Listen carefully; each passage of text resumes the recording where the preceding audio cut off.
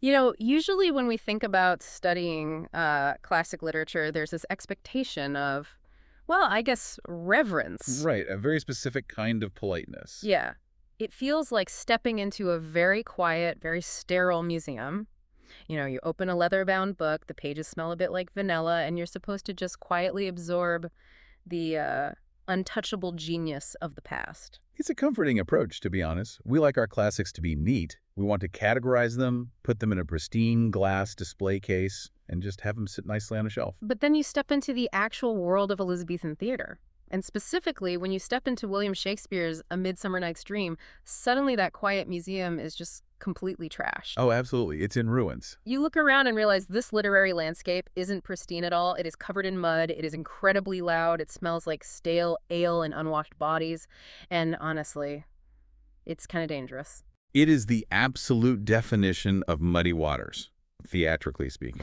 And, I mean, the very first thing we have to do to truly understand this play is to take that modern idea of reading it quietly in a book and just throw it out the window. Exactly. And that is our mission for you today. Welcome to the deep dive. Whether you are studying for a huge final exam, trying to catch up on classic literature, or you are just insanely curious about what makes this specific play tick, by the end of this audio, you are going to have a comprehensive, microscopic, exam-ready masterclass on A Midsummer Night's Dream. That's right. If you've never even read a summary of this play before, don't worry. We're going to rip this thing down to its studs so you know exactly who these characters are, what they do, and why they do it. We are drawing from a massive 5-unit academic study guide for this exploration. So it covers the play's dense historical background, the intricate mechanics of its language, the underlying structural dynamics, character psychology, and of course, those famous comedic subplots that have kept audiences laughing for, 4 centuries. Okay, let's unpack this. Because I have to admit, my mind is kind of blown by how surprisingly wild, dark, and politically charged this 400-year-old play actually is. It really catches people off guard. It does. Like, pop culture makes you think it's just about cute fairies and a guy with a donkey head, but there is an entire political and psychological thriller hiding just beneath the surface. There really is. Yeah. And the reason for that hidden depth is the environment that created it. I mean, if we want to understand the magic of the enchanted forest in the play, we first have to imagine the raucous, censored, and weather-beaten world of 1590s London. So the grit and the dirt of the real world birthed this fantasy? Exactly. The real dirt. So let's start right there in the dirt. When exactly did Shakespeare sit down and write this? Because, as with everything Shakespeare, it's a bit of a debate, isn't it? I know we don't have his actual diary saying, like, Tuesday, invented Puck. Unfortunately, we do not. The exact year is heavily debated by historians, but most Shakespeare scholars agree that the first performance happened in the second half of the 1590s. The only absolute, undeniable certainty we have is a paper trail. Right. The play was entered into something called the Stationer's Register in September 1598. Okay, for those who might not know, the Stationer's Register was basically the Elizabethan equivalent of a copyright office, right? That's a great way to think of it, yeah. It was a record book maintained by the Stationer's Company, which was the Guild of Printers and Publishers in London. Got it. So once a play was entered there, a specific publisher had the right to print it. So logically, it had to be written and performed before September 1598.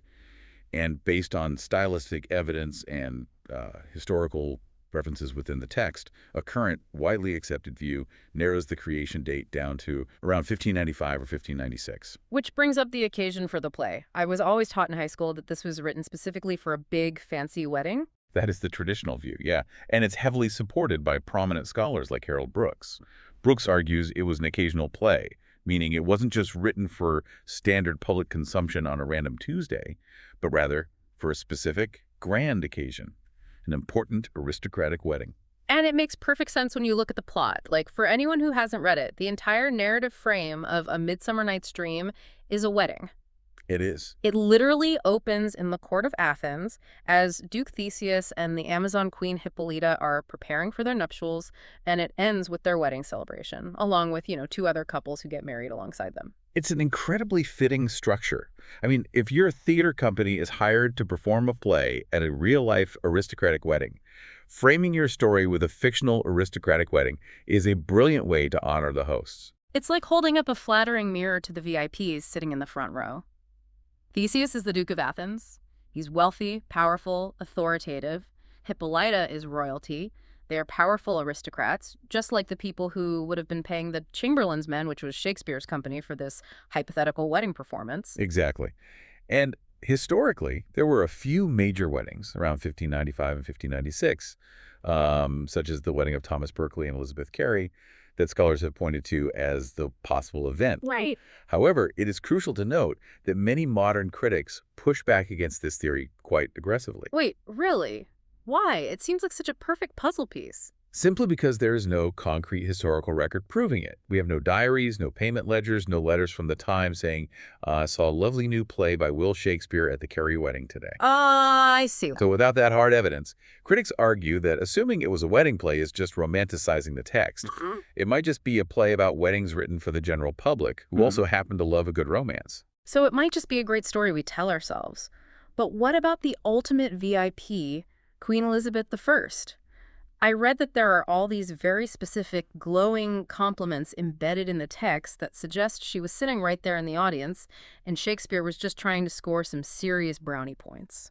That's another major point of contention. The text undeniably contains elaborate compliments directed at figures that clearly represent her. Like who? Well, for example, there are beautiful speeches praising Titania, the queen of the fairies. More overtly, there are references to a fair vestal throned by the west and compliments to Diana, the virgin goddess of the moon. And Queen Elizabeth I was famously branded as the Virgin Queen. Her whole political persona was built around being married to her country rather than a man, right? Precisely. So comparing her to the Virgin Moon Goddess or a powerful fairy queen was a very common PR move back then. It was standard iconography. So the wedding theory proponents argue that if this was a private aristocratic performance, the queen herself was likely a guest of honor, and Shakespeare wrote those specific lines so the actor could look right at her and deliver a compliment. But if I'm pushing back on that, isn't flattery just the cost of doing business in a monarchy? Like, you naturally flatter the absolute ruler of your country so you don't end up in the Tower of London, regardless of whether she's physically in the room or not. You just want word to get back to her that you're loyal. You're hitting on a crucial point there. Elizabeth was a fiercely powerful monarch who expected and even demanded to be admired in this specific mythic way. Yeah. So these can just be routine compliments woven into the fabric of the culture. Okay, that makes sense. But where this gets deeply fascinating and where the play stops being just polite flattery and starts getting politically dangerous is when we look at the topicality of the play. Specifically, Shakespeare's obsession with the weather in this script. Yes. Okay, the weather in A Midsummer Night's Dream is absolutely terrible. The characters complain about it constantly. And apparently, the weather in real-life England at the time he was writing it was just apocalyptic. Apocalyptic is barely an exaggeration. England suffered through exceptionally bad weather starting in March 1594. They experienced what historians sometimes refer to as part of the Little Ice Age. Wow. Yeah, it was followed by freezing, relentlessly wet summers in 1595 and 1596. And because it wouldn't stop raining, the grain crops rotted in the fields. Food became incredibly scarce, inflation skyrocketed, and this led to actual violent food riots in the streets of London. And Shakespeare takes this real-world nightmare and drops it directly into his fairy tale play. There is a massive, famous speech in Act 2, Scene 1, given by Titania, the fairy queen. It's a vital speech. She's explaining why the natural world is falling apart. I actually want to read a piece of it because the imagery is so brutal. Go ahead. She says, "The green corn hath rotted, ere his youth attained a beard. The fold stands empty in the drowned field, and crows are fatted with the murrian flock. The 9 men's morris is filled up with mud." It's a staggering piece of writing because it operates on 2 completely different levels simultaneously. On an academic level, Titania's speech is highly literary. She is borrowing themes from classical sources that the educated aristocrats would recognize, writers like the Roman philosopher Seneca, the poet Ovid, and Shakespeare's contemporary Edmund Spenser. Right, like Ovid's Metamorphoses. Exactly, which is all about the disruption of nature and physical transformations, which is the core theme of this play.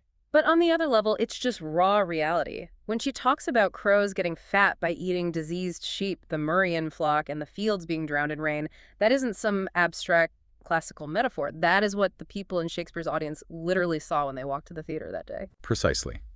You have to picture the audience.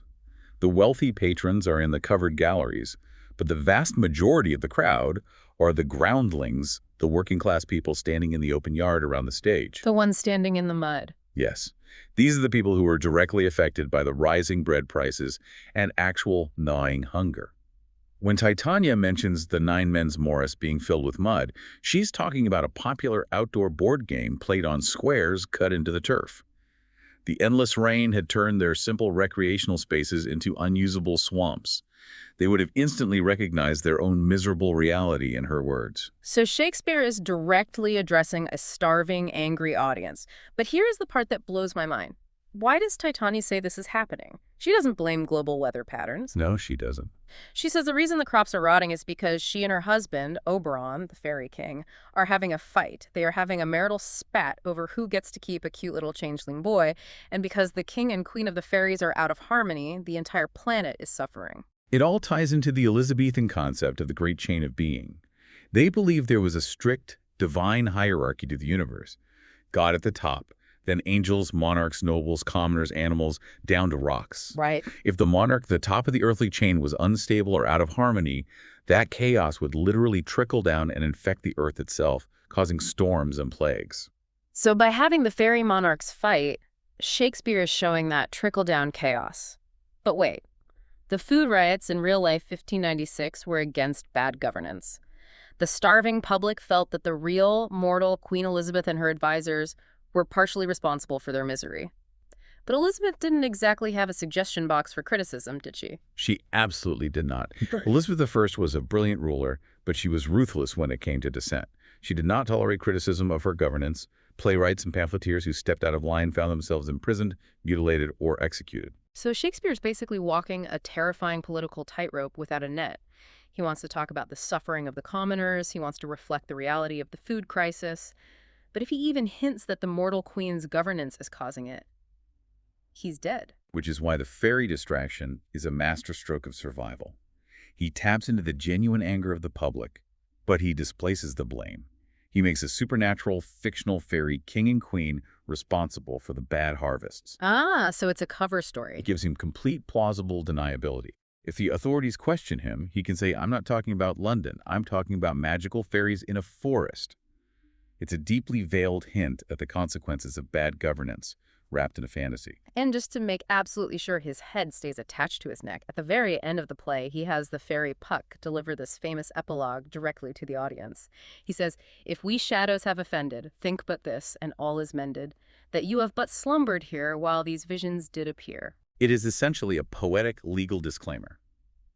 If anything in this play made you angry or seemed treasonous, just pretend it was a dream and forget about it. Which brings us to the actual mechanics of censorship they were dealing with, because this wasn't just a vague, paranoid fear of upsetting the queen. There was a literal physical infrastructure of government censorship, right? Very much so. The theaters in 1590s London were strictly controlled. The municipal authorities, like the Lord Mayor, generally hated the playhouses. They believed theaters drew massive, unruly crowds that caused traffic jams, sparked riots, and worst of all, spread the bubonic plague. So the local city government is constantly trying to shut them down. Yes. The only reason the playing companies survived was because they had powerful aristocratic patrons protecting them.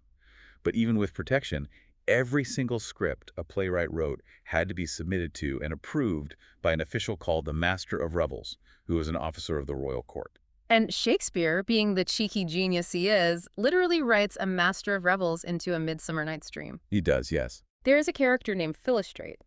Theseus, the Duke, asks Philostrate to organize the entertainment for the wedding, and Philostrate presents him with a list of approved plays they are allowed to watch. It is a direct on-stage mirror of Shakespeare's own reality. His company, the Chamberlain's Men, operated under this exact kind of strict control. If a company performed something that displeased the Master of Revels, their license could be revoked instantly. Wow. The theater would be padlocked, and the actors would lose their livelihood. They would starve. This ever-present threat of censorship is partly why Shakespeare set so many of his plays in places far removed from contemporary England. By setting this play in mythical Athens, it provided a safe, imaginary distance to explore dangerous themes. But wait, let me play devil's advocate here for a second. If he is terrified of the censors and he knows his audience includes starving, angry people standing in the mud, why make a play about rich, powerful aristocrats having wedding problems? How does a play about dukes and queens appeal to the commoners in the cheap seats who can't even afford bread? What's fascinating here is that this is the genius of Shakespeare's structural layering. He didn't write for just one demographic. He wrote a play that operates on multiple frequencies at once. Okay, how so? For the aristocrats in the expensive seats, he gave them the courtly romance, the poetry, and the flattering reflections of ultimate power through characters like Theseus. But for the poorer strata of society, he wove in those gritty references to the weather, and crucially, he included the mechanicals. The mechanicals, right. The working class amateur actors who were trying to put on a play for the Duke's wedding. Exactly. He gave the commoners characters who looked and sounded just like them. Navigating this grand aristocratic world, he was a master of dual appeal. It's also incredible to think about the physical, spatial reality of these performances. Today, we are so used to walking into a dark theater, the lights go down, a spotlight hits the stage, and we're transported. They couldn't just turn off the lights. None whatsoever. The Chamberlain's men performed in outdoor amphitheaters like the theater and later the Globe, which had an open roof. Most performances happened in broad daylight, usually starting around 2 or 3 in the afternoon to catch the best light. So if you are performing a play called A Midsummer Night's Dream, but it's 3:00 p.m. and the sun is blazing down on you, you have a massive logistical problem. You cannot just turn down a dimmer switch to create a night scene. The actors have to build the night using language. Which perfectly explains why this play is absolutely packed with detailed, gorgeous, poetic descriptions of the moon and the shadows. The poetry isn't just there to sound pretty, it's a practical special effect. That's a perfect way to describe it. When an actor says, "ill met by moonlight, proud Titania," he is verbally painting the darkness for an audience standing in the sun. He has to command their imagination to do the heavy lifting of the set design. That is a crucial insight into how we study these texts. For a very long time, starting around 200 years ago with Romantic critics like Samuel Taylor Coleridge, there was a massive movement to treat Shakespeare's plays purely as literature. Right. The trend was to read them as silent text on a page, analyzing the poetry and the philosophy in total isolation from the stage. Treating it like that quiet, vanilla-scented museum we talked about. Yes. But in the mid-20th century, the discipline of theater studies emerged in universities, and the perspective rightly shifted back. Scholars began treating these not just as reading texts, but as performance texts. Meaning they recognize that a script is just a blueprint for a live event. Exactly. They realized there was no single, fixed, or absolutely authentic text. These plays were fluid, living documents. Actors would ad-lib, prompters would cut lines for time, managers would change words to suit the specific audience on a specific day. That's wild to think about. A play is a living, breathing thing meant to be yelled across a crowded, noisy yard, not just ink trapped on a page. And to please this incredibly diverse, living audience, this crowd that ranged from starving weavers to wealthy courtiers, Shakespeare had to manipulate the very DNA of how a play was constructed. He couldn't just write a standard love story. He had to build a machine that could generate romance, terror, and comedy all at once. Which brings us to his hacking of the romantic comedy formula. Yes, let's get into section 2, how he took the standard romantic comedy formula of the 1590s and completely hacked it to pieces. It is a brilliant deconstruction. Yeah. You have to remember that in the 16th century, romantic comedy had a very identifiable, strict formula. It was almost as rigid as a modern blockbuster film. Okay, let's think about this like a modern Hallmark Christmas movie. We all know the tropes. Right. The big city executive has to go to the small rustic town. Her car breaks down. She meets a guy in a flannel shirt who owns a Christmas tree farm. There's a misunderstanding, but by the end, they save the farm and kiss in the snow. We all know the beats. Exactly. You know exactly what you're buying when you turn it on. What was the 16th century Elizabethan equivalent of that blueprint? The Elizabethan romantic comedy rules were just as predictable. First, you have your main plot. This always features eligible, aristocratic, young men and women. They fall in love, but they are blocked from marrying by some severe external force. Like what? It could be social incompatibility, feuding families like in Romeo and Juliet, which is a tragedy but starts with this comic trope, or a harsh law. Okay, looking at A Midsummer Night's Dream, we check that box immediately. We have Lysander and Hermia. They are young, rich Athenians who are desperately in love, but they are blocked by Hermia's overbearing father, Aegeus, who demands she marry a different guy named Demetrius. Right. And just to complicate the geometry, Hermia's best friend Helena is desperately in love with Demetrius. So we have our blocked lovers. Rule number 2. You must have a subplot featuring characters from the lower strata of society. Their dramatic function is usually to parody the high-stakes emotions of the main plot, And somehow, either accidentally or on purpose, they help resolve the main character's problems. Box checked again. We have the mechanicals, the working-class tradesmen running around trying to act. Rule number 3 involves setting. The play usually starts in a rigid, remote court setting. To escape their blockage, the lovers flee to a pastoral setting, usually a forest or the countryside. Like a safe haven. Yes, in traditional Elizabethan comedy, this green world represents an ideal, fertile, safe space. In this peaceful nature, an external agency like a clever trick or a discovered secret removes the blockage. Check. Lysander and Hermia run away into the woods outside Athens to elope, and Demetrius and Helena chase after them. And finally, Rule 4. Having found fulfillment and resolution in the green world, the lovers return to the court. The court is now transformed, healed of its previous harshness. And everyone gets married. Exactly. The play concludes with a grand marriage, usually presided over by Hymen, the classical god of marriage, along with dancing and feasting. All disharmony is eliminated, and the accepted social values are reaffirmed. So, on the surface, if you just look at the outline, A Midsummer Night's Dream ticks every single box. It looks like a perfectly standard, compliant romantic comedy. But here's where it gets amazing.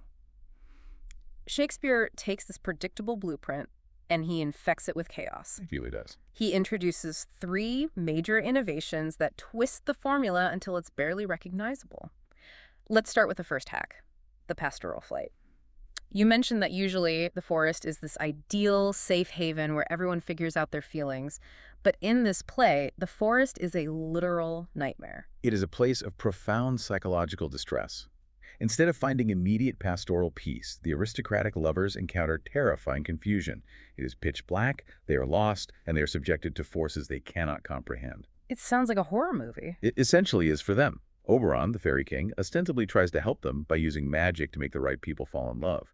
But his interventions result in so much unhappiness, cruelty, and betrayal that the Athenians are driven to the brink of murder. They don't find peace in nature, they find madness. They actually end up longing for the strict, oppressive laws of Athens, just so they can have some order back. They are desperate for the daylight. It's like running away from a strict boarding school, only to realize you've run into a forest full of wolves and suddenly curfew doesn't sound so bad. That's a perfect analogy. Okay, second hack, the subplots. The Hallmark rule says you have one main plot and one wacky sidekick subplot.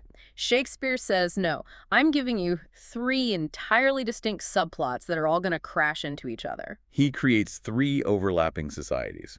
We have the aristocratic lovers from Athens representing the main plot. We have the plebeian mechanicals representing the lower class subplot. But then he adds the fairies. And they are not standard comedy tropes. Not at all. The fairy aristocrats, Oberon and Titania, completely defy the wholesome values of traditional romantic comedy. They're already married, which breaks the trope of young courtship, but they are quarreling bitterly. Furthermore, Titania is put under a spell and enjoys an extramarital affair with a mortal man who has been transformed to have a donkey's head. Which crosses massive, taboo social boundaries. Exactly. Meanwhile, Oberon uses deceit and mind-altering magic to emotionally manipulate his wife and steal a child from her. It is incredibly dark when you strip away the comedy. And then, on top of all that, you have Puck, Robin Goodfellow. He is the ultimate chaos agent. He doesn't care about the rules of comedy, he doesn't care about true love, and he certainly doesn't care about Athenian law. No, he just wants to watch the world burn a little bit. He's not driven by a grand moral purpose. He just wants to laugh at people's pain. If Oberon hadn't constantly kept Puck in check and forced him to fix his mistakes, this play easily could have ended in a bloodbath. It would have been Romeo and Juliet with magic. Which is a vital point to remember. The serious, threatening elements and the comic elements are constantly balancing each other on a knife's edge between idealism and grim reality. Yeah. And that brings us to Shakespeare's 3rd major structural innovation, which is the false ending. Yes, the climax of the play happens way too early. According to the formula, the grand resolution, the reconciliation in the marriages, should happen at the very end of the play, in the final act. But in A Midsummer Night's Dream, Oberon and Titania resolve their bitter quarrel, and the 3 mortal couples are paired off and secured by the end of Act 4. So what happens in Act 5? The actual final act, Act 5, is entirely reserved for something else. The entire final act is just the aristocrats sitting around watching the mechanicals put on their terrible amateur play. Exactly. And instead of pure, harmonious celebration, Act 5 is incredibly awkward and tense.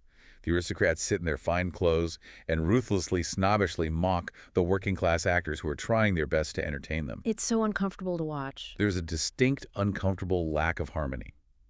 Shakespeare leaves us with this lingering disharmony, almost as a reminder that the neat romantic bow of a comedy is an illusion. Real life, with its class divisions and cruelties, continues even after the wedding bells stop ringing. To execute all these incredibly complex layers, to bounce between the terrifying forest, the royal court, and the working class bumbling, Shakespeare couldn't just write in one tone of voice. He needed a highly sophisticated language engine. He certainly did. Let's dive into the mechanics of the text itself. For a long time, Elizabethan drama was classified as dramatic poesy, meaning it was written in verse, not normal speech. And Shakespeare's primary tool was blank verse. That's right. Blank verse is essentially unrhymed iambic pentameter. It is considered the poetic form that most closely mirrors the natural cadence of spoken English, which is why it works so beautifully on stage. Let's break that down for a listener who might be prepping for an exam. What exactly is iambic pentameter? A line of iambic pentameter contains 5 rhythmic units, which we call feet, penta meaning 5. Each of these feet is an iamb, which consists of one unstressed syllable followed by one stressed syllable. It mimics a human heartbeat. Da-dee-um, da-dee-um, da-doom, da-doom, da-doom, da-doom. So if we take a famous line from the play, like when Hermia is defending Lysander, "Oh, why rebuke you him that loves you so?" It's da-doom, "Oh, why da-doom rebuke da-doom you him da-doom that loves da-doom you so." 10 syllables, 5 beats. Perfect execution. But if every single line in a 2-hour play followed that exact unrelenting rhythm, it would become incredibly monotonous. Like a metronome. Exactly, and the audience would fall asleep. So Shakespeare, being a master craftsman, constantly varied the rhythm. He would change the length of the lines, occasionally adding an extra syllable or dropping one to speed up or slow down the emotion. He would use internal pauses, known as caesurae, breaking the thought in the middle of the line rather than just at the end. And he didn't just use poetry. He also completely switches gears and uses prose, which is just regular, non-poetic, unformatted sentences. I always learned in school that prose was strictly reserved for the low characters like the mechanicals because they weren't smart enough to speak in poetry, and that verse was exclusively for the rich people. That is a very common assumption, and it's taught quite frequently, but it's not a strict, unbreakable rule. Yes, the mechanicals do often speak in prose, which grounds them in a gritty, everyday reality. And one of the most brilliant linguistic jokes in the play is the scene where Titania, the fairy queen, is speaking to Bottom after he's been given a donkey's head. Oh, I love that scene. She is speaking in this elevated, gorgeous lyrical poetry, and he is replying in blunt, working-class prose. The linguistic mismatch highlights the absurdity of the magic spell. Right. However, during Act 5, when the wealthy aristocrats are lounging around watching the mechanicals play, the aristocrats converse entirely in prose. Why do they downgrade their language? If they are dukes and queens, why stop speaking in poetry? It's partly due to a concept called rhetorical courtesy. In Elizabethan society, you were expected to match the linguistic register of the situation or the person you were interacting with. When watching a crude, prose-heavy performance, the aristocrats drop their poetic elevation. That makes sense. It also signals a shift in mood. They are relaxed, casual, and cynically joking with each other, rather than declaring grand passions. But beyond verse and prose, Shakespeare also used highly structured rhetorical sets to define his characters and their psychological states. Rhetorical sets. Walk us through that. Rhetoric is the formal art of eloquence and persuasion. A rhetorical set is a specific, recognizable pattern of speech. For instance, consider antithesis. This is a pattern heavily popularized by courtly love sonnets, where lovers constantly speak in extreme opposites. They claim they burn and freeze. They are in bliss and agony. So dramatic. Extremely. The young Athenian lovers in this play, Lysander, Hermia, Demetrius, Helena, have apparently read so much cliché love poetry that their dialogue is, as one famous critic put it, pestered with antithesis. They're basically quoting 16th century pop songs at each other. They don't know how to express real love, so they just recycle dramatic tropes. Precisely. They are performing what they think love should sound like. Another highly structured rhetorical set is the sestet. A sestet is a 6-line stanza of poetry that follows a specific rhyme scheme. A, B, A, B, C, C. Okay. There is a fascinating rapid-fire exchange in Act 3. Lysander, who has been magically drugged to forget Hermia, suddenly tries to woo Helena. He does this by speaking to her in a perfectly constructed sestet. And how does she respond? Well, Helena, who thinks he is violently mocking her, operates under that rule of rhetorical courtesy. She rejects him by replying in her own perfect sestet, matching his exact rhythm and rhyme scheme to throw his fake love back in his face. That is so cool. It's essentially an Elizabethan rap battle. He throws down a 6-line verse, and she matches his flow perfectly to shut him down. It is an intellectual fencing match happening entirely through rhyme. It's brilliant character work through formal structure. And then you have the fairies, who have their own completely separate linguistic vibe that doesn't sound like the humans at all. The linguistic variety is staggering. A Midsummer Night's Dream features over 400 rhymed lines, which is the most of any Shakespeare play in the canon. Much of this is comprised of rhyming couplets, 2 lines that rhyme back to back. Right. These couplets are used so predominantly by the magical characters that it's often referred to by scholars as fairy language. It gives them a swift, otherworldly sing-song cadence that physically separates them from the heavy, grounded speech of the mortals. And then on the absolute opposite end of the spectrum, sitting at the bottom of the linguistic barrel, you have the mechanicals play, which is written in something called doggerel. Doggerel is a crudely jogging, clunky, painfully unrefined sort of verse. Shakespeare writes it intentionally to be an unwitting parody of dramatic poetry. It's almost hard to listen to. The fictional lower-class characters who wrote the play within a play don't have the educational resources to write proper iambic pentameter. So they write this heavily, forcefully rhymed doggerel that just sounds utterly ridiculous. Like when Bottom's character Pyramus discovers his lover's bloody mantle, he yells, "Oh, grim-looked night! Oh, night with hues so black! Oh, night, whichever art when day is not!" It's just so agonizingly repetitive and bad. It is brilliant bad writing. So you have all these vastly different styles crashing into each other: blank verse, prose, sestets, fairy couplets, doggerel. I know that some early 20th century critics, like John Dover Wilson, looked at this massive stylistic whiplash and concluded that Shakespeare must have been a sloppy writer. Yes, Dover Wilson's theory was that the varied styles indicated different phases of Shakespeare's career patched into one messy text. Like he wrote it over several years and just smashed it together. Exactly. He thought doggerel was early Shakespeare, the blank verse was mature Shakespeare. However, modern scholarship, spearheaded by critics like Harold Brooks, strongly counters this piecemeal theory. Brooks argues that the varied language is not a mistake. It serves a deliberate, highly calculated dramatic function. So it's intentional. Yes. The language is intentionally varied to suit the specific occasion, the specific character class, or the specific emotional mood of the scene. It's like modern film genres. You wouldn't drop a heavy, explosive action movie car chase into the middle of a quiet, slow burn indie drama unless you were doing it entirely on purpose to shock the audience or make a thematic point about the collision of two worlds. Shakespeare is mixing these genres and linguistic styles intentionally. Brooks calls this concept stylistic decorum. In the Renaissance, there were strict literary rules about what kind of language suited a specific theme.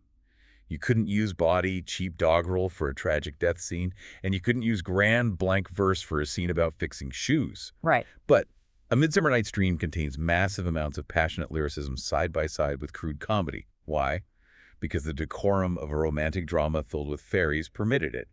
The fantasy setting, the dream logic of the play, gave Shakespeare the ultimate license to purposefully exaggerate his lyricism and mix high and low culture. He had a blank check to go completely over the top. And that violent mixing of genres perfectly mirrors the central, driving conflict of the play itself. The clash between rigid, unbending structure and wild, untamed emotion. Exactly. Which brings us to section 3 of our deep dive. Let's look at the actual architecture of power in this play, the battleground between Athens and the forest. To truly understand how this clash operates, we can apply a lens called structuralist criticism. Okay, let's pause and make sure we define that clearly. What is structuralism, in a nutshell, for someone who hasn't taken a literary theory class? At its core, structuralism is a way of analyzing a text by looking at how human beings naturally organize the world. The theory suggests that the human brain understands things best through contrast, by isolating binaries, or two opposite ideas. Like light and dark. Exactly. We understand what light is because we contrast it with dark. We understand hot by contrasting it with cold. Structuralism groups the dramatic elements of a story under these opposing binaries to reveal the underlying architecture of the narrative. Got it. So we are looking for the massive opposing forces that define the world of the play. And the most prominent, undeniable binary in A Midsummer Night's Dream is the city of Athens versus the wild forest. Exactly. Let's look at the first half of the binary. Athens. Athens is daylight. It is structured, it is concrete, it is ruled by a mortal man, Duke Theseus. And it relies on incredibly harsh, unbending written law. We see this terrifying rigidity in the very first scene with Aegeus, Hermia's father. It's a brutal opening. He literally marches into the Duke's court, dragging his daughter behind him, and demands that she marry Demetrius. Hermia refuses because she loves Lysander, and Aegeus' response is to demand her death. He says the ancient law of Athens gives him the right to either marry her off or execute her. Athens represents the ultimate patriarchy. It is a strict, unyielding hierarchical social order based on male dominance. The duke is the absolute head of the state, the father is the absolute head of the family, and women are expected to submit entirely to both. In this Athenian society, women are not allowed to choose their own destinies or their husbands. They are legally considered property. And what's really creepy when you step back and look at the cast list, there are no mothers in Athens. None. That's a very sharp observation. Aegeus is a single father making life or death demands. We never hear a single mention of Hermia's mother. We don't hear about Demetrius or Lysander's parents at all. It is a society governed entirely by fathers, dukes, and men holding law books. It is a society built on the threat of forced submission. Reason and law overrule emotion. Now contrast that with the other side of the structural binary. The forest. The forest is the exact opposite. It's nighttime. It's bathed in shifting moonlight. It's ruled by a supernatural fairy king, Oberon. There are no written laws out there. It's a space driven entirely by instinct, emotion, magic, and these chaotic practical jokes. If Athens is the conscious, structured, rational world, the forest is the untamed subconscious. And crucially, regarding those gender dynamics we've just discussed, the forest features open, aggressive female defiance. Right. While the mortal women in Athens are threatened with death for speaking up, Titania, the fairy queen, flatly refuses to obey her husband, Oberon. She asserts her sovereign right to keep the changeling Indian boy, regardless of what the king demands. And unlike the sterile patriarchy of Athens, the forest actually has maternal figures. Titania is acting as a fiercely protective foster mother to this boy. Exactly. So you have these two fundamentally opposed domains, male and female, day and night, reason and emotion, law and magic. But they are not entirely sealed off from one another. The narrative engine of the play requires characters to cross the border between these two binaries. These characters serve as the bridges. You have the escaping mortal lovers who run away from the lethal law of Athens into the chaotic emotion of the woods. You have the mechanicals, the working class guys who leave the noisy city to rehearse their play in the quiet of the forest. And finally, you have the rulers themselves, Theseus and Oberon, who, by the end of the play, ultimately manage to conquer and stabilize both domains. How those rulers are portrayed on stage dictates the entire political and emotional tone of any given production. Let's look closely at the very opening scene in Athens, as analyzed by the theater critic Philip C. McGuire. Okay, set the scene for us. We establish that Duke Theseus recently conquered Hippolyta, the fierce Amazon queen, in physical battle. He defeated her army, captured her, and is now going to marry her. As the play opens, Theseus is cheerfully excited about the wedding, but Hippolyta's dialogue is incredibly sparse. This is where stage interpretation changes everything. Reading the words on a page is one thing, but how the actor physicalizes those words creates the meaning. McGuire gives us two distinct staging options for Hippolyta. Yes, option A and option B. Let's look at option A. The actress playing Hippolyta stands close to Theseus. She holds his hand, and she smiles lovingly through his speech about how he won her love by doing her injuries. If she smiles and engages affectionately, she appears to share his enthusiasm. She completely accepts her submission to her conqueror. In this version, their relationship becomes the ideal model for all the other couples in the play. It's very harmonious. Yes, it visually validates the conservative Elizabethan notion that social hierarchies must be maintained, that a woman should be subordinate to her husband, just as a state is ruled by a male monarch. It presents patriarchal authority as natural, harmonious, and proper. But then there's option B. The actress playing Hippolyta stands far apart from Theseus. She is silent, she is grim, she refuses to look at him, and when Aegeus brings out the terrifying law book demanding his daughter's death, Hippolyta reaches over and snaps the book shut in disgust. If she performs those actions, she radiates deep resentment. She respects neither Theseus as a lover nor his laws as a ruler. This staging immediately establishes a deeply disharmonious relationship at the very top of the social ladder. Which goes back to the great chain of being. Exactly. It implies that if the rulers are fundamentally unhappy and divided, their subjects will imitate them, and chaos will follow. It beautifully foreshadows all the emotional disorder that is about to explode in the forest. That makes so much sense. But I want to push back on one thing here. Is it completely fair to label Theseus as just a one-dimensional, iron-fisted, patriarchal villain? You know what I mean? Well, look at what actually happens in that opening scene with Hermia. Aegis says she marries Demetrius or she dies. He points to the law. The law explicitly says death. But Theseus pauses. He offers a third option that isn't in Aegea's demand. He says she can go live in a nunnery. She can become a chaste priestess of Diana. Now, Hermia says she'd rather be a nun than marry a man she doesn't love. Is it possible Theseus is actually bending the rigid laws of his own city to save a young girl's life? He doesn't lock her in a dungeon. He leaves the room and conveniently lets Lysander and Hermia plot their escape entirely unsupervised. Is Theseus secretly a rebel trying to help her while maintaining the illusion of authority? That is a highly debated interpretation, and it raises a fascinating question about how we read authority in Shakespeare. Feminist readings strongly maintain that Theseus and later Oberon are, without question, strict enforcers of patriarchal control. They both ultimately bend rebellious women to their will. The nunnery in that reading is just another form of male control locking a woman away from society if she refuses to be property. Okay, I see that side of it. However, your point is completely valid and vital to the structure of comedy. Theseus's subtle leniency offering the cloister rather than immediate bloody execution introduces a necessary theme of flexibility. He provides a loophole. Yes. This subtle rebellion against the harshest, most fatal aspects of the law by the Duke himself introduces the potential for the society's eventual rejuvenation. It plants a seed.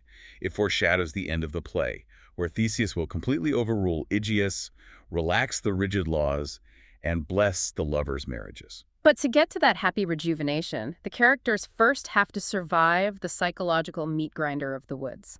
Once they leave the rigid laws of Athens, they step across the border and immediately fall under the influence of forces they completely cannot control. Which brings us to the most famous element of the play. Let's talk about magic, madness, and the subconscious. Let's talk about Section 4, the fairies. The fairies. The first thing we must do is dispense with the modern, sanitized image of fairies. If you are picturing cute, glittering Tinkerbells with little wand sparkles from Victorian children's books or Disney adaptations, you have the wrong idea. Completely wrong. Elizabethan fairies were considered real, potent, and often terrifying forces of nature. People genuinely feared them. And the poster child for this terror is Puck, Robin Goodfellow. He is an ancient English folk spirit, and frankly, he is a menace. Puck represents the darker, highly unpredictable side of rural folklore. He's a demon driven by grand satanic malice. He's driven by petty mischief and a complete lack of human empathy. He's just mean for the fun of it. Exactly. When he introduces himself, he proudly recounts his exploits to another fairy. He skims the fat off milk so it won't churn into butter, starving families. He pulls stools out from under old women so they fall painfully on their rears. He disguises himself as a roasted crabapple in a bowl of ale and bobs against an old gossip's lips so she spills burning liquid all over herself. I always compare Puck to an internet troll. He's not doing this for political gain. He has no evil master plan. He's not trying to take over the forest. He just thinks it is fundamentally hilarious to watch human beings suffer minor, humiliating indignities. He feeds on their frustration. That is a remarkably apt analogy. He creates chaos purely for his own amusement. But what is truly revealing about Puck's perspective is how he views immortal lovers when Oberon gives him a mission. Oh, this is fascinating. Oberon sees Demetrius treating Helena cruelly, so he tells Puck to take a magic flower and squeeze its juice onto the eyes of the Athenian man, so you will wake up and love the woman pursuing him. But Puck messes it up. Right. Puck finds Lysander sleeping near Hermia, assumes this is the Athenian man, and accidentally drugs Lysander instead. Why does he make this mistake? Because to a supernatural creature like Puck, all these mortal humans look exactly the same. Right. They're all wearing the same fancy clothes. They have the same aristocratic manners. They speak in the same rhyming couplets. Exactly. Puck's absolute inability to tell Lysander and Demetrius apart brilliantly highlights the absurdity of human romantic obsession. The mortal lovers believe their individual passions are profound, unique, and deeply personal. But from the ancient perspective of the supernatural, their teenage angst is entirely interchangeable. They are just flesh and blood playing out predictable biological imperatives. Which brings us to the significance of dreams in this play. I mean, it's right there in the title, A Midsummer Night's Dream. What did the concept of midsummer actually mean to the Elizabethan audience? It wasn't just a date on the calendar, was it? Not at all. Midsummer Eves, the longest day of the year, was a period deeply associated with pre-Christian pagan festivals, bonfires, and open eroticism. Yeah. There was a strong, persistent cultural belief that if a young virgin performed certain rituals and spent Midsummer Eve sleeping in the forest, she would receive a magical vision or a dream revealing the identity of her future husband. It was essentially a sanctioned night when the normal, strict, patriarchal rules of society were temporarily suspended, and sexual games and courtship could happen out in the dark without social censure. The play relies heavily on this cultural idea of dreams as a form of psychological unmasking. This is where psychoanalytical criticism becomes an incredibly useful tool for unpacking the text. Let's give a quick primer on that. When we say psychoanalytical criticism, we're talking primarily about Sigmund Freud, right? Broadly speaking, yes. Freud argued that the human mind is divided. We have our conscious mind, the ego, which tries to follow the rules of society. But beneath that, we have the subconscious, the id, which is a boiling cauldron of our deepest, most primal desires and our most terrifying anxieties. And dreams are the key to that. Freud theorized that dreams, even terrifying nightmares, are the subconscious mind's way of processing those repressed desires and fears. They are disguised fulfillments of what we are too afraid to face while awake. Let's apply this Freudian lens to one of the most disturbing moments in the play, Hermia's dream in the forest. Okay, set the scene. Hermia and Lysander are exhausted from running away. They fall asleep on the ground. While they sleep, Puck mistakenly puts the love juice in Lysander's eyes. Lysander wakes up, sees Helena walking by, instantly falls violently in love with her due to the magic, and runs off into the dark, abandoning Hermia. A terrible betrayal. Hermia is left alone, and she wakes up screaming from a nightmare. She dreams that a venomous serpent is crawling on her chest, eating her heart away, while Lysander just sits there at a distance, smiling and watching her suffer. It is a horrifying image. Yeah. Psychoanalytical critics view that serpent as a classic phallic symbol. On one level, the dream represents Hermia's deep-seated subconscious fear of her own burgeoning sexuality. Remember, she is fleeing the safety of her childhood home to elope and consummate a marriage. But more importantly, the dream represents her profound fear of male betrayal. So her brain was basically warning her. Exactly. The nightmare symbolically masks the horrific reality that has actually just occurred. Lysander has, in fact, abandoned her. Her subconscious mind sensed his departure, sensed the betrayal of his vows, and translated that trauma into the terrifying image of a smiling man watching a snake eat her heart. The magical forest strips away the polite manners of Athens and intensifies the raw anxieties hovering just beneath the surface of their conscious minds. It's brutal, and it's not just the aristocrats who have these deeply revealing subconscious dreams. Bottom, the working-class weaver, has an entirely different kind of dream. He certainly does. Puck magically transforms Bottom's head into that of a donkey. Titania, under the influence of the love potion, wakes up and falls madly in love with him. She brings him to her bower, feeds him grapes, and sleeps with him. When Oberon finally lifts the spell and Bottom turns back into a normal human, he wakes up alone and assumes he just had a bizarre, inexplicable dream. Bottom's dream represents a completely different kind of repressed subconscious desire. The impossible wish fulfillment of crossing rigid class boundaries. Bottom is a common laborer. In reality, a queen wouldn't even look at him. Right. But in this magical dream space, for a brief, shining moment, the lowest member of society gets to be the pampered, adored lover of royalty. But true to the fundamentally conservative nature of Elizabethan romantic comedy, when he wakes up and returns to his conscious mind, he decides he cannot possibly speak of what happened. He says it is past the wit of man to say what dream it was. He instinctively knows the social hierarchy must be maintained. What strikes me most amidst all this magical Freudian madness is how differently the genders react to the chaos.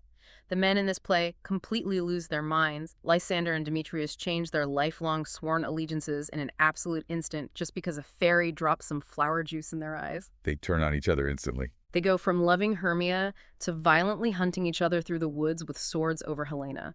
Their love is portrayed as entirely unstable. But the women are the rock-solid, stable center of the storm. It is a profound and very deliberate structural contrast by Shakespeare.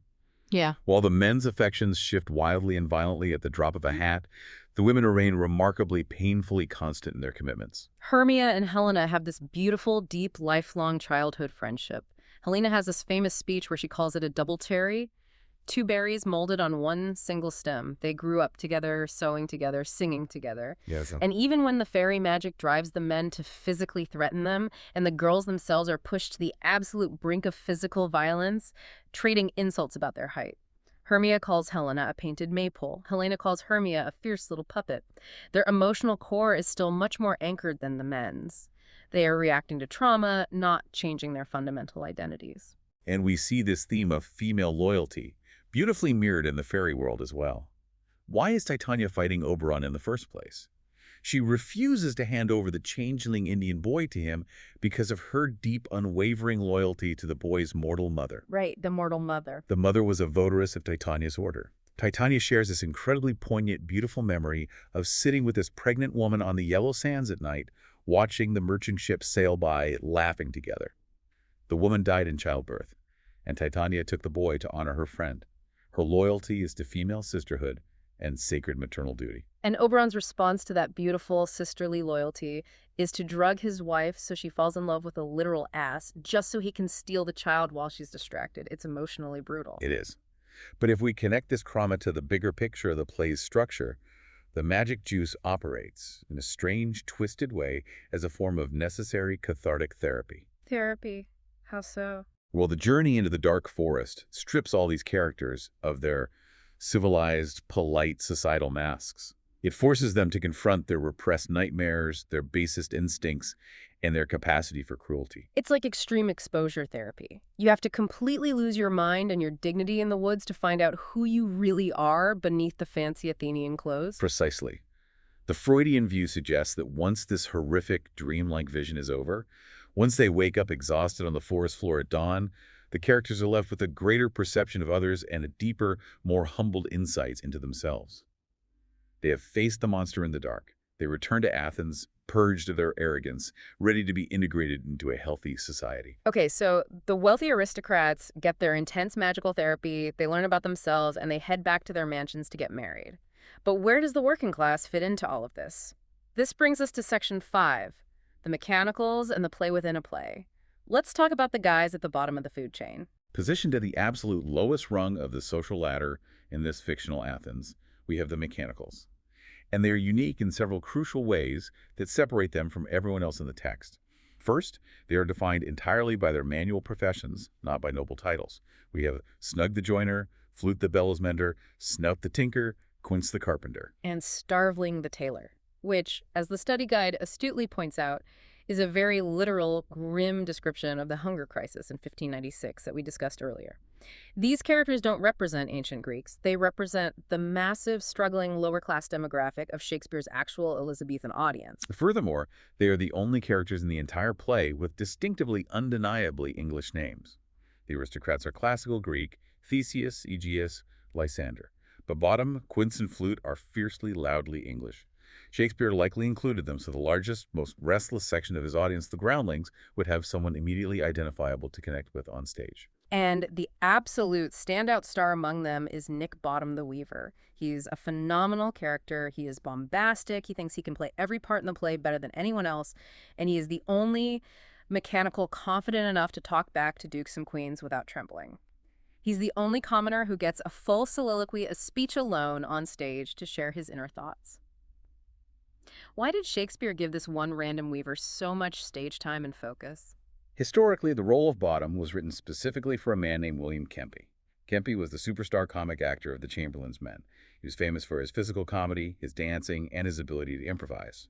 People bought tickets specifically to see Kempe perform, much like audiences today go to see a specific comedian's movie. So Shakespeare purposely beefed up the role of Bottom to showcase his star's immense talent and comedic timing. But there's also a sharp political edge to Bottom, specifically being a weaver, isn't there? There is indeed. Remember the violent food riots of 1596 we discussed? Alongside the anger over grain prices, there was also a minor uprising of artisans protesting against government misrule and oppressive economic conditions.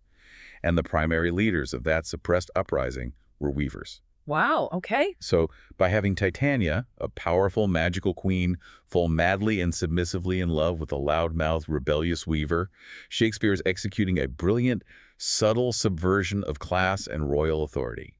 It's It's a mild, comic, but undeniable challenge to the rigid social order. It's highly subversive, but it's safely cloaked in a ridiculous donkey joke so the master of revels doesn't catch it and shut the theater down. Exactly. It's plausible deniability at its finest.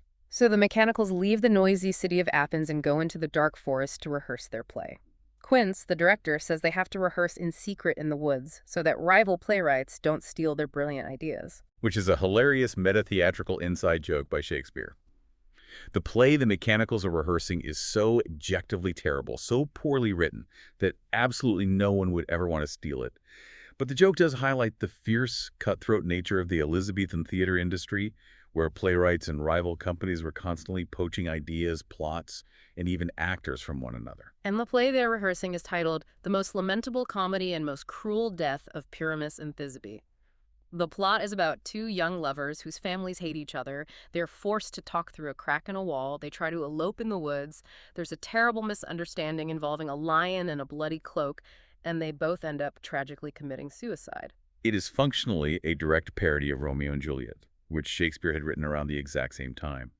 But structurally, within A Midsummer Night's Dream, it serves as a profound, dark mirror for the main plot. Right, because Pyramus and Thisbe is exactly what could have happened to Lysander and Hermia. If the fairies hadn't intervened with their magic, if Puck hadn't made the lovers fall asleep so the spell could be fixed, if this were a tragedy instead of a comedy, Hermia and Lysander would have died in those woods, Demetrius would have killed Lysander. The stakes were genuinely that high. The mechanicals are basically performing the alternate tragic ending right in front of the happy couples on their wedding night. And Shakespeare uses this clunky play within a play to ruthlessly satirize his own industry and everyone involved in it. He mocks everything about the creation of theater. He roasts bad acting. The mechanicals constantly mispronounce big words, they step on each other's lines, they break character to talk directly to the audience if they think a joke didn't land. He mocks terrible writing. The script of Pyramus and Thisbe is full of ad hoc padding to fill time, awful doggerel verse that hurts the ears, and a complete hilarious misunderstanding of how dramatic illusion works. They don't trust the audience at all, do they? No, the amateur actors are terrified that the ladies in the aristocratic audience will think the lion on stage is a real lion and get scared. So they write a prologue explicitly explaining that the lion isn't real, it's just Snug the Joiner in a costume. They don't trust the audience's imagination to build a wall, so they have a man walk on stage covered in plaster and literally hold his fingers up to represent a chink in a wall. They over-explain absolutely everything because they think the audience is stupid and easily frightened. But at the same time, and this is where it gets really spicy, Shakespeare is also actively roasting the actual audience sitting in front of him. Yes, the aristocratic audience within the play Theseus, Hippolyta, and the newly married young lovers are incredibly rude while watching the mechanicals perform. They talk over the actors, they make snide, sarcastic comments, they refuse to engage with the illusion. They treat the working-class performers like court jesters to be mocked, rather than artists trying to tell a story. So let me get this straight. Shakespeare has his working-class characters perform a terrible play, and he has his rich characters act like total arrogant jerks while watching it. He is openly satirizing the wealthy patrons sitting on his actual stage watching his play. He absolutely is. It is a brilliant, daring meta-commentary on the illusion of theater itself and the fragile social contract between actor and audience. Throughout the entire play, we've been driving toward this idealized idea of harmony, the triple wedding, the fairies blessing the royal house, the resolution of all conflict. Right. But when the aristocrats ruthlessly mock the sincere, if entirely incompetent, efforts of the working class in Act 5, Shakespeare drops the mask. He shows us that social harmony is, in fact, an illusion. The rigid class divides remain forever unbridged in the real world. The play ends, the aristocrats go to their worn beds and just walk away, leaving the mechanicals behind in the dark. Wow. Okay, let's synthesize this massive, incredible journey we've been on. We started in the mud, a hungry, weather-beaten London in the 1590s, where a brilliant playwright had to dodge government censors and soothe the starving, angry public while still entertaining the wealthy elite. We examine how Shakespeare boldly hacked the traditional romantic comedy formula, injecting hostile, terrifying forests, multiple warring subplots, and a bizarre false ending to keep the audience completely off balance. We looked at the patriarchal death grip of Athens and how it clashed with the wild, matriarchal energy of the fairy forest. We plunged into the Freudian nightmares of magic juice, repressed desires, and the steadfast loyalty of female friendship. And finally, we watched the working class mechanicals hold up a satirical, tragic mirror to the arrogant aristocrats, reminding everyone that real life rarely ties up into a neat, harmonious knot. It is an absolute masterpiece of layered storytelling. It is a political thriller, a psychological nightmare, and a slapstick comedy all rolled into one script. But before we go, I want to leave you with one final lingering thought, a question to chew on, to take with you into your exams, or just to keep in the back of your mind the next time you read or watch The Bard.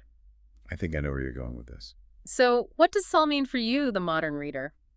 We celebrate the happy ending of the triple wedding. The Duke marries the Queen, Lysander gets Hermia, and Demetrius gets Helena.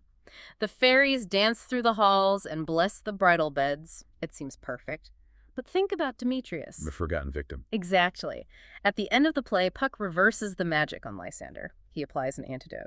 Lysander wakes up in his right mind, naturally loving Hermia again. But Puck never removes the magic juice from Demetrius's eyes. Demetrius marries Helena while still under the permanent mind-altering influence of a fairy drug. He is chemically altered to love her forever. He never wakes up. It's a dark realization. Is this a harmonious, beautiful resolution? Or is it a horrifying, permanent loss of free will disguised as a happy ending? Next time you watch a modern rom-com where everyone magically gets together at the end, ask yourself, are they actually choosing this? Or did the writer just pour magic juice in their eyes to force a happy ending? A truly chilling and vital perspective on the underlying mechanics of comedy. Thank you so much for joining us on this extensive deep dive into the muddy, magical, and dangerous waters of A Midsummer Night's Dream. We hope these insights give you a whole new lens on the play and arm you with everything you need to know. Until next time, keep questioning the text and keep exploring.